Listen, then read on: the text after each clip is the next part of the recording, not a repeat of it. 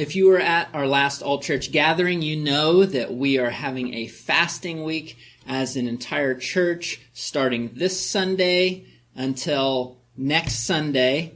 And so I want to give you a few details about that and how we're approaching that so you can participate.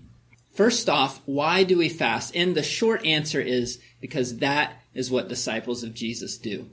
And with fasting, there's usually prayer. So we are going to together link arms in faith and pray for 100 microchurches in the next 10 years.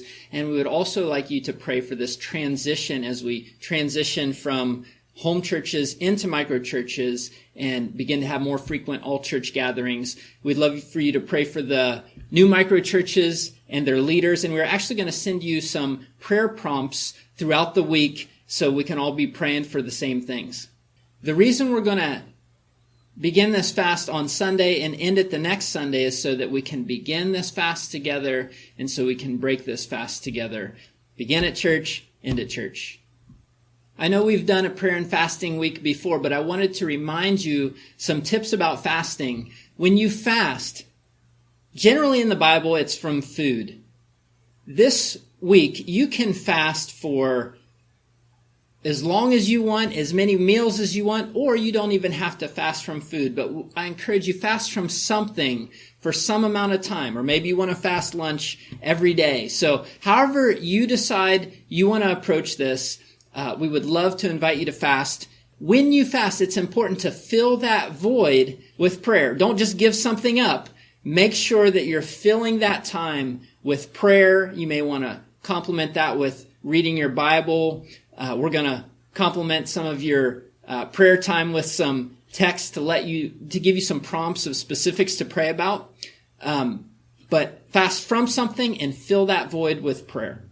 So I'm really looking forward to doing this together with you. However often you fast, whatever you fast from, I'm looking forward to linking arms in prayer with you as we ask God to pour out His grace on what He's doing through this church.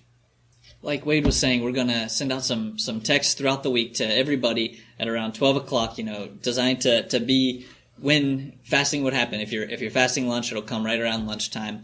And in these texts, we're going to include some important information so we can all be directing our prayers towards the same thing this week in these specific times for the prayer prompts. One of those things, we have 6 microchurches that will be launching here this week. Many of them are transitioning home churches into microchurches, and we have at least one new microchurch that's being planted. So each day we'll send you the names of the leaders of one of those communities. If you could be praying for them, pray for the transition, pray for fruitfulness, pray for just anything you can think of for those communities, and that would be awesome. And along with that, we'll also send just an important prayer prompt along with that of something just to be praying for our church for in this season, or the church at large, the capital C, global church, national church, Church of Zanesville type things. Just really important things to be praying for this season and beyond that are just really important to seek the Lord for, to go after in prayer, and to link arms together to ask for. Guys, fasting and prayer has got to be the foundation of whatever we're going to do. We've said over the past year and a half, since God told us, break out of the box, we said, God, we don't want to build something with our own hands. We don't want to labor in vain, like the verse says. If the Lord doesn't build the house, the laborers labor in vain. So we know that we are a house of prayer, meaning we are a house that is built of prayer, and we're excited to partner with God in what He's building here. Guys,